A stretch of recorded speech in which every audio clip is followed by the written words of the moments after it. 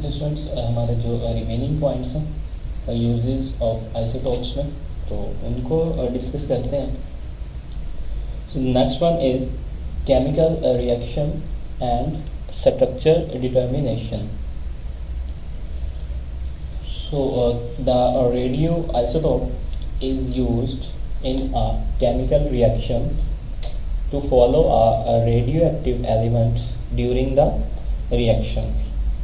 So it means chemical reaction में जब chemical reaction हो रहा होता है तो reaction के दौरान रेडियो एक्टिव एलिमेंट को आइडेंटिफाई करने के लिए इस रिएक्शन के जो रिजल्टेंट कंपाउंड को डिटेक्ट करने के लिए रेडियो एक्टिव आइसोटोप्स जो है वो यूज़ किए जाते हैं ड्यूरिंग द रिएक्शन के दौरान. For example carbon 14 is used to label carbon dioxide as carbon dioxide is used by the plants for the photosynthesis to form glucose. Its movement is detected through the various steps up to glucose. So, इसका मतलब है carbon dioxide को label करने के लिए carbon 14 इस्तेमाल किया जाता है. कार्बन 14 जो है वो आपको पता है कार्बन का जो है वो आइसोटोप है जिसकी अबंडेंस सबसे कम है. कार्बन 12, कार्बन 13 और कार्बन 14 उसके जो तीन आइसोटोप्स हैं कार्बन के, उसमें सबसे जो कम अबंडेंस है कार्बन 14 है और इसको हम रेडियो एक्टिव आइसोटोप्स कंसीडर करते हैं. तो जैसा कि फोटोसिंथेसिस के प्रोसेस में ग्लूकोज बनाने के लिए जो प्लांट्स हैं, यानी कि फोटोसिंथेसिस के अमल में ग्लूकोज बनाने के लिए जो प्लांट्स हैं वो कार्बन डाइऑक्साइड इस्तेमाल करते हैं. को पता है CO2 कार्बन डाइऑक्साइड वो उसको यूज़ करते हैं. सो ग्लूकोज बनने तक के प्रोसेस में यानी कि कार्बन 14 की जो पोजीशन है उसको आइडेंटिफाई किया जाता है, उसको चेक किया जाता है. एक दफ़ा फिर बता देता हूँ. केमिकल रिएक्शन में रिएक्शन के दौरान रेडियो एक्टिव एलिमेंट को आइडेंटिफाई करने के लिए और इस रिएक्शन के नतीजे में यानी कि उसके जो रिजल्टेंट बनने वाले जो कंपाउंड्स हैं उसको डिटेक्ट करने के लिए रेडियो आइसोटोप्स जो है वो यूज किए जाते हैं. फॉर एग्जांपल कार्बन डाइऑक्साइड को लेबल करने के लिए कार्बन 14 यूज किया जाता है. कार्बन 14 जो है वो आपको पता है क्या है, ठीक है. जैसा कि फोटोसिंथेसिस के अमल में ग्लूकोज बनाने के लिए पौधे CO2 इस्तेमाल करते हैं. CO2 क्या है आपको पता है, कार्बन डाइऑक्साइड वो यूज करते हैं. अब ग्लूकोज बनने के अमल तक यानी कि जब ग्लूकोज अप टू ग्लूकोज यानी कि ग्लूकोज के बनने तक के अमल तक C14 यानी कि कार्बन का जो ऐसा आइसोटोप जिसका एटॉमिक नंबर 14 है की पोजीशन को चेक किया जाता है. ठीक है, तो ये स्टूडेंट्स आपका था chemical reaction and structure determination. So next point देखते हैं हमारे पास. नेक्स्ट यूजेज है आइसोटोप्स का एप्लीकेशंस इन पावर जनरेशन, यानी कि पावर जनरेशन में इसका जो इस्तेमाल है आइसोटोप का, तो उसको डिस्कस करते हैं हम.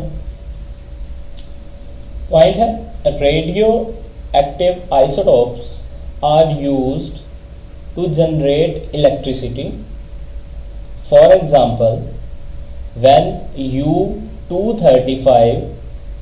U235 का क्या मतलब है, U जो है वो सिंबल है यूरेनियम का, U सिंबल है यूरेनियम का. यूरेनियम का जो है वो ऐसा आइसोटोप, ठीक है, जिसका एटॉमिक मास 235 हो. U235 is bombarded with slow moving neutrons. The uranium nucleus breaks up to produce barium 139. barium 139 का मतलब है कि बैरियम का ऐसा आइसोटोप जिसका जो है एटॉमिक मास 139 हो. एंड क्रिप्टॉन 94, क्रिप्टॉन का जो है ऐसा आइसोटोप जिसका जो है एटॉमिक मास है वो 94 हो. And 3 neutrons. तो अब इसका पढ़ते हैं, इसका क्या मतलब है.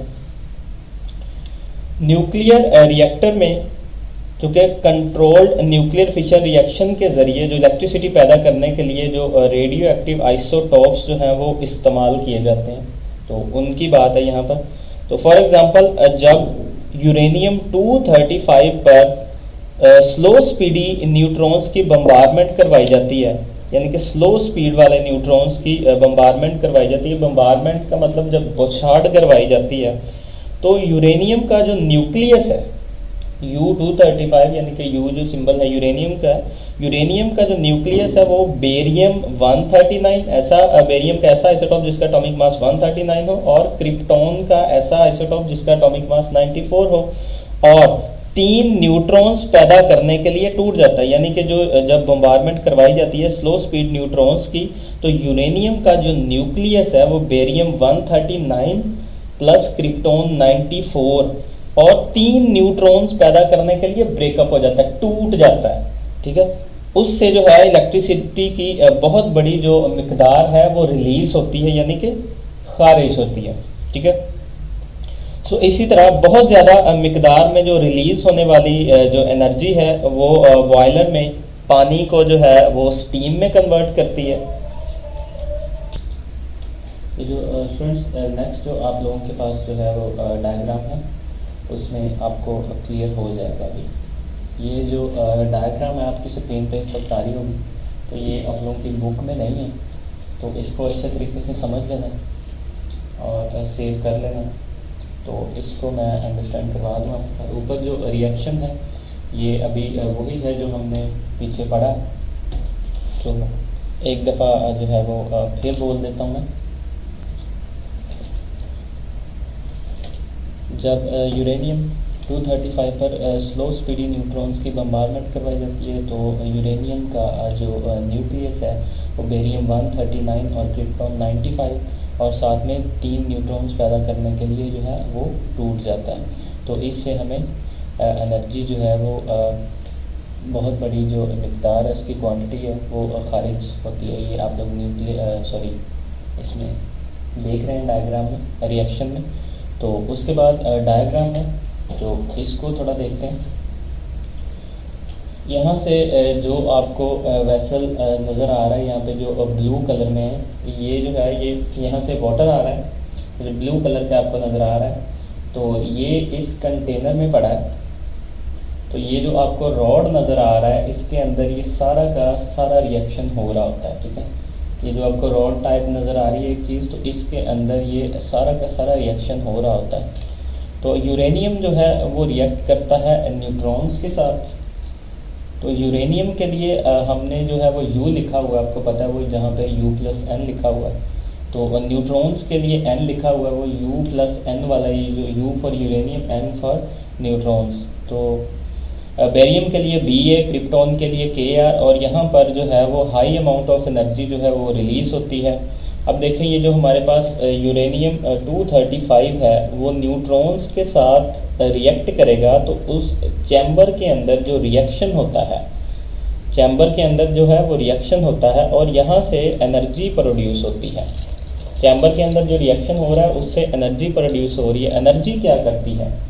एनर्जी बेसिकली ये जो वाटर आपके पास है इसको स्टीम में कन्वर्ट करती है। एनर्जी जो है ये जो आपके पास जो वाटर आपको नज़र आ रहा है इसको स्टीम में कन्वर्ट करती है। तो स्टीम जैसे ही कन्वर्ट होगी उसकी जो मूवमेंट की पावर होती है, मूवमेंट पावर जो होती है वो स्टीम की वो बहुत ज़्यादा होती है।